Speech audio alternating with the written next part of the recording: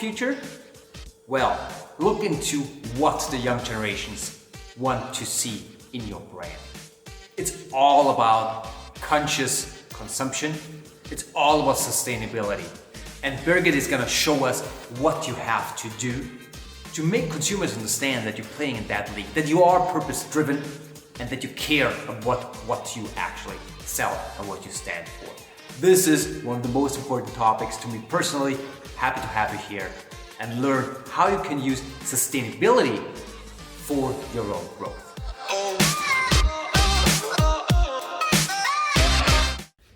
Hello everybody, thanks for switching in. It's a very interesting topic and I'm glad you find it interesting as well. My name is Birgit and today I will be talking about the value of purpose for individuals, companies and corporations, how sustainability fits into all of this, how companies respond to conscious consumption while developing their purpose-driven ecosystems, often with the power of alliances. And why? Because many of us know and believe that only faster, higher, and further is outdated and no longer the name of the game. Before anything else, I will spend some minutes to talk or define purpose and sustainability to ensure that we're all on the same page. Purpose is the reason for which something is done, created, or exists. And it's said that people are mentally and physically healthier when they have a meaningful reason to live and engage and contribute in a world beyond themselves. And a company purpose, it means a bold affirmation of a reason for being in business, or at least this is how it should be. Sustainability simply means the ability to be maintained at a certain rate or level. And in a business context, it's creating a long-term value. That's important, long-term, not short-term, by taking into consideration the ecological, social, and economical environment. Let's talk a little bit about purpose. The understanding on meaning of purpose has changed for us, including corporations, as well as people who run them, which is a good thing for us. For many of us, purpose is defined as a personally meaningful, active engagement beyond ourselves. So in my case, I started to develop an NGO for women and children in 2015. And this is my way to contribute and give back to society. And I'm quite sure that a number of you are engaging and help making it better, easier for the less fortunate, or to contribute to a better and healthier life. So the entire discussion around purpose isn't something new. As a matter of fact, it has a long history. What is new, though, is that COVID has brought a disruption into our lives, which results in feeling of fear and uncertainty for many. So having a purpose can be one way to manage and deal with that.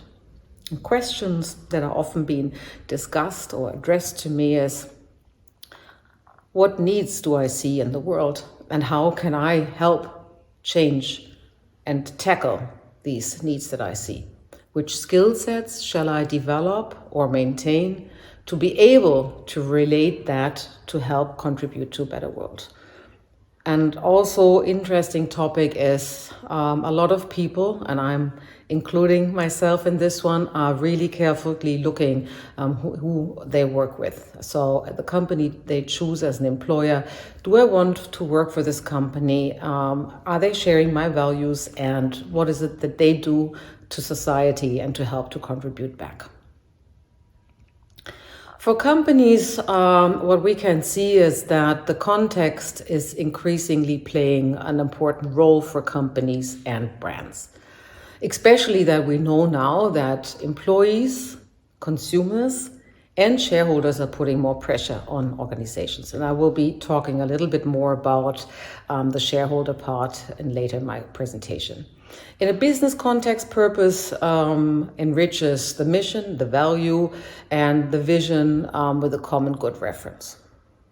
Important is to say that it has to have a purpose, has to be coming from a company within.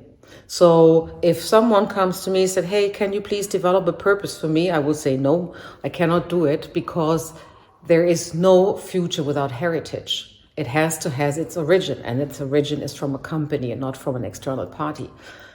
It's also like, think about Deutsche Bank or Bayer. They can't change their purpose just like this, because it has grown historically. So companies have to really make an effort to explore that themselves. They can get some support, but it cannot be developed externally. Shocking for me was to read, according to Harvard Business Manager, that only 28% of employees, 28, it's not a lot, not even 50%, feel connected to their company purpose, which is a problem from my point of view. And if I would be CEO, that would be one of the first topics I would address. In Europe, we have a history with purpose. The tradition is maybe the better way to say it. And it's anchored in the medium-sized companies. It's in their DNA, and a lot of people believe that this is a competitive advantage towards other companies, as they always have they're always being useful to society, has been embedded rather than pleasing the shareholders. Also, Japanese companies can be used as a good example here, because they contribute a lot and give back to society. If you now look into sustainability, I can tell you, when I started my career, sustainability wasn't really a topic. And then it came up as in a problem rather than opportunity. And slowly but surely, and for me still too slow, but at least it's happening, we're moving away from a world in where sustainability reports tend to be PR activities.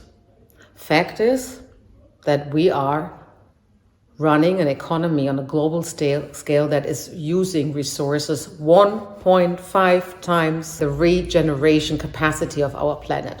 So 1.5 times we use more than the planet can generate. This is shocking from my point of view.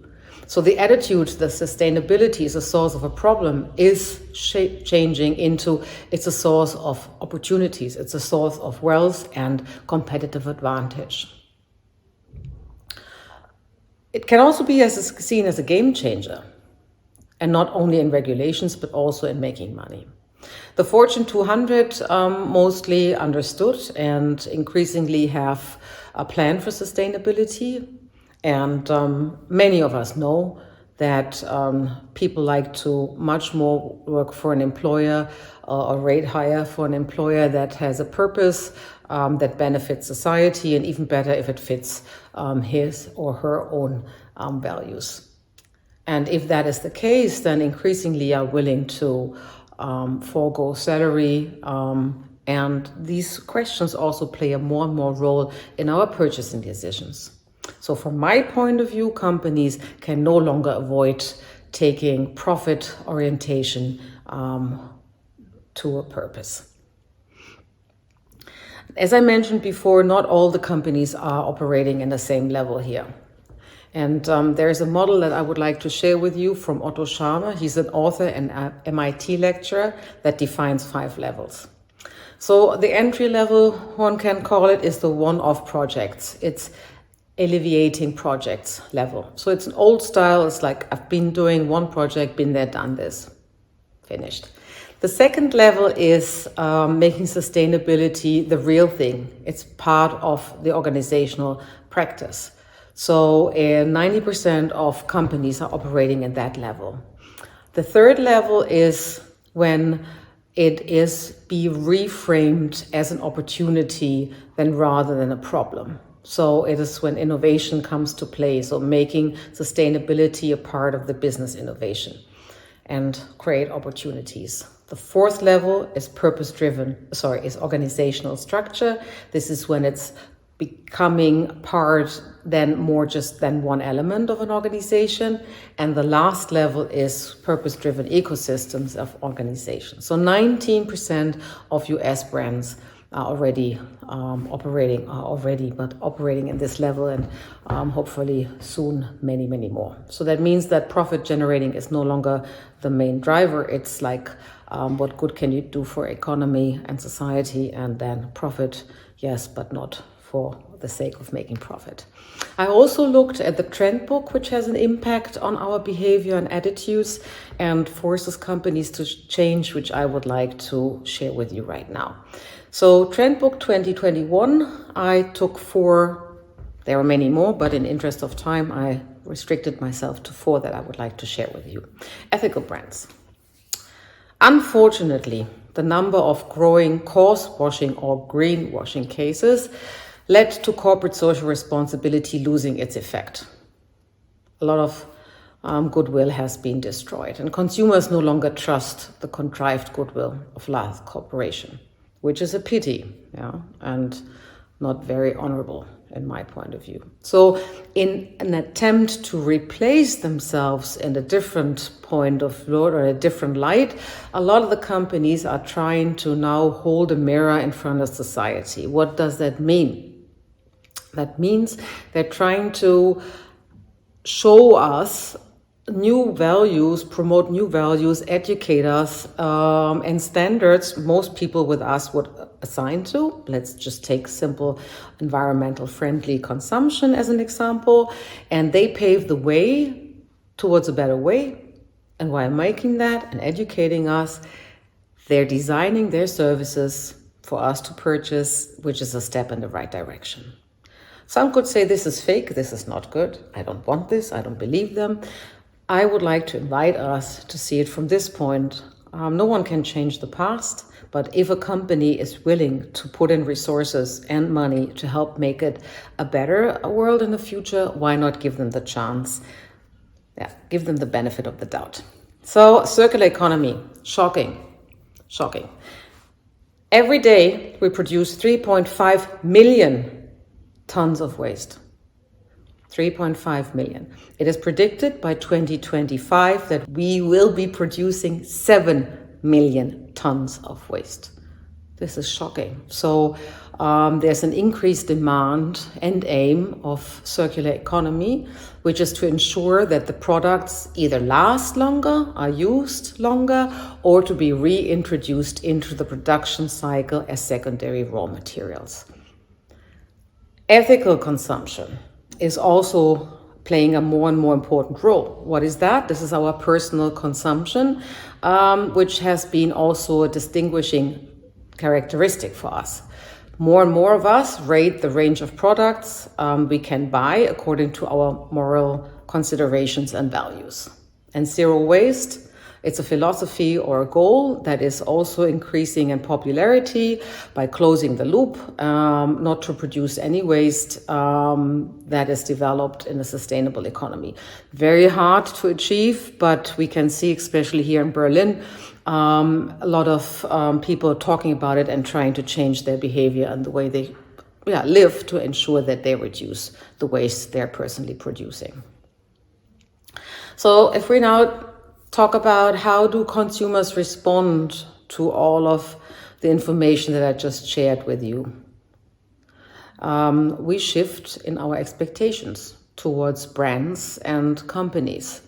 So we have a stronger sense of empowerment. We are smarter. We have more accessibility to information. We can be less fooled. And it is said that the more a consumer is empowered, the greener she or he becomes. So we are consuming more conscious than we ever did before.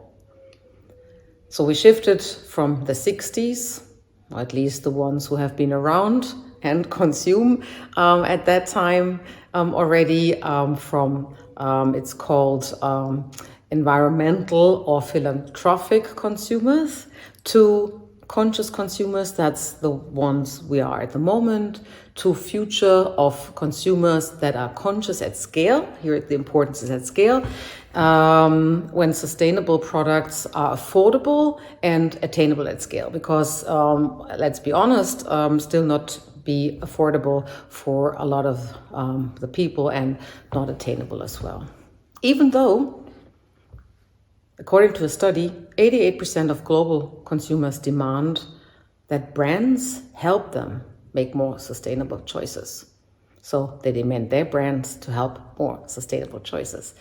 8 in 10 believe in living in a more environmental friendly way to improve their health That could be one way, is less flying, more train, for example.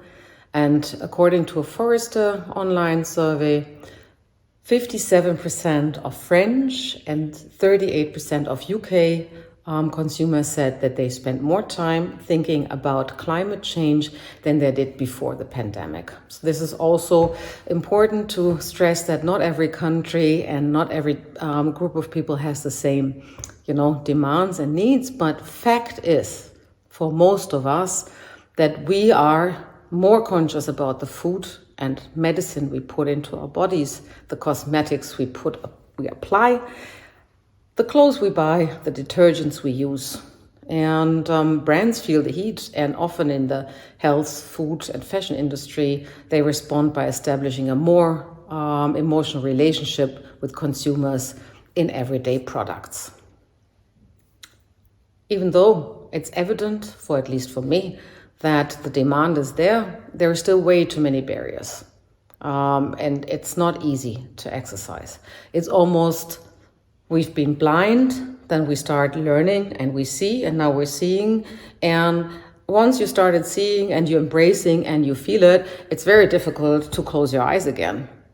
You can try, maybe some do, but I haven't really experienced that. Whatever I experience and what I share with my friends is that the frustration level increases because once you are ready to go and you want to run and you want to change, you go in a supermarket and you still see, why are all these vegetables packed in plastic, and anyway, don't need to go into details here, but you can see that I'm very passionate about this point. And I also see it as a huge opportunity for a lot of brands to create products that are important for us. So tap in my needs and, deliver whatever is important to help make a difference in the future and help make me informed choices that fit.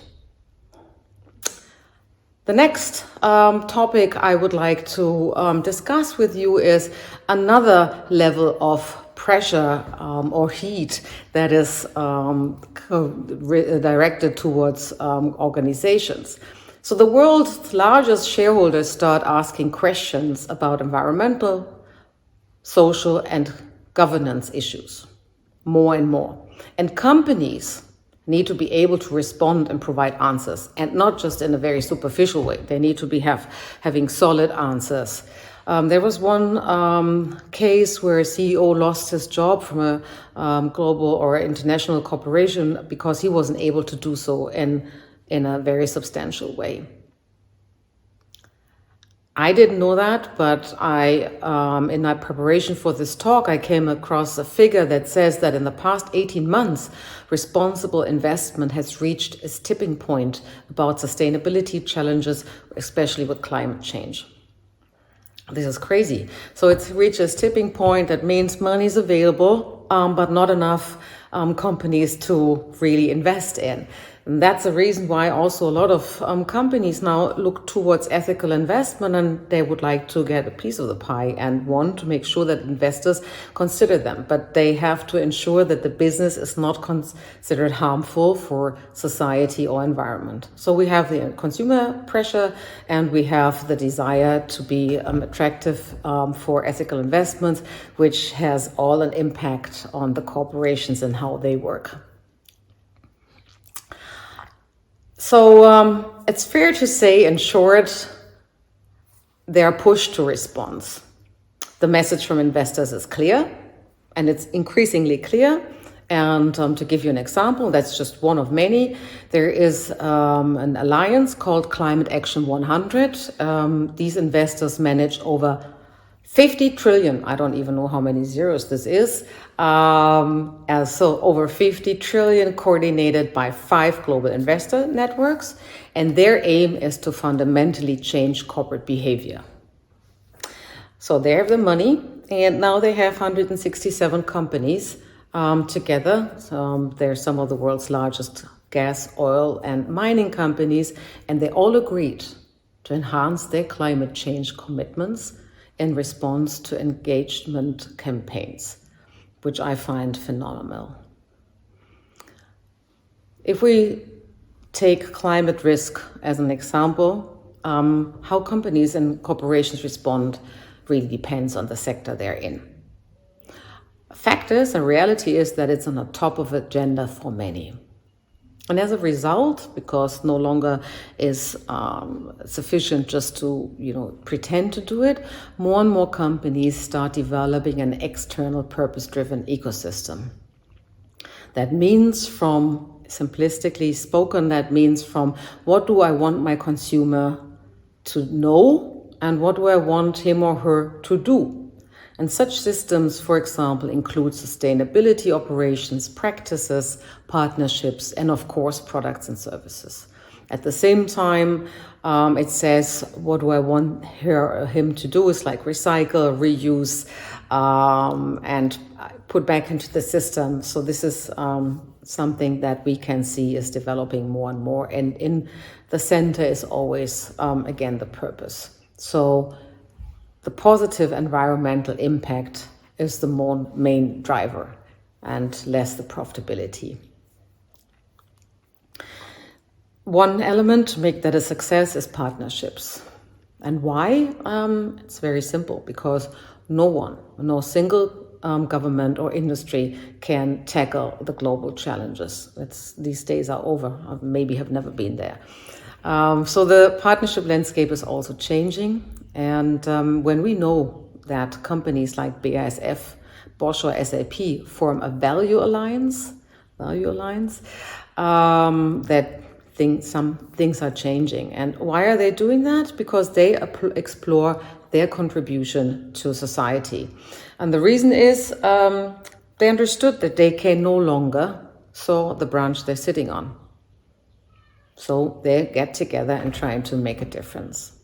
And that means that it's no longer them against each other. It's a combined effort, including a lot of expertise that can be tapped in, but also a very important element is that the knowledge and the insights that need to be widely shared, and economy of scales. A big reach needs to be ensured. Most importantly is that all of the partners, whoever they align with, need to have innovation as a common or as a must. Without innovation, if that's not a driver for these companies, the partnerships will fail. So we know priorities are shifting, and as mentioned before, it has to be embedded, so it needs to be part of the future strategy. So it cannot be just put aside, it has to be a priority to be put in a business model.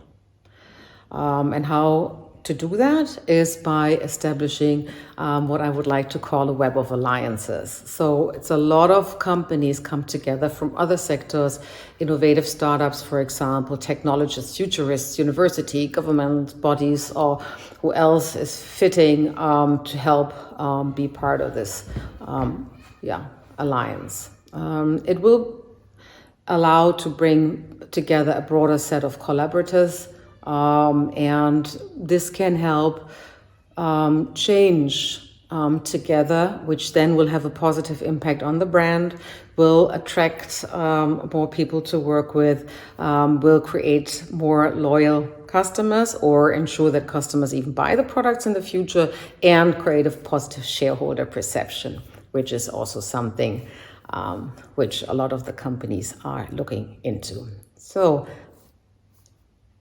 to summarize, conclusion, last not least, purpose is a new narrative. COVID-19 amplified our needs and changed behavior, and that lead to more empowered and more informed consumers that demand more from their brands. Sustainability is a source of motivation for employees, investors, and ultimately managers as well, and can be seen as an opportunity and a game changer. There are 5 levels of development stages according to the model I shared before. And as we say in Germany, there's Luft nach oben, so there's room for improvement, that more people move away from level 2 to 3 or 4 at least. Consumers are changing to conscious consumption at scale, so solutions and products need to be available for more than just a few of us, and on an attainable level. That's the word. Green consumers are more frustrated, especially in Europe, So they demand from brands that they go beyond the words, but also do the talks and the walks, no, do the walks and not just the talks. This is how it should be. Matching brands' words with actions to reach the consumers is important. Cause and greenwashing needs to be avoided at any case. Today, I received a message on Twitter. There was one company, they just labeled a plastic container with paper and said, we're a paper bottle. I mean, this is totally silly how even that is possible still in this time and age is a big question for myself. So companies should not believe that we're stupid and don't find out what they're trying to do. More and more companies develop external purpose-driven ecosystems, and for that, partnerships or alliances are key to success. And turning the I into the we is the new name of the game. Put the egos aside and concentrate on the problems ahead, and together try to make a difference. So thanks for listening. Hope you enjoyed it, and let's keep on buying the right products to help make a difference in the world. Many thanks und tschüss.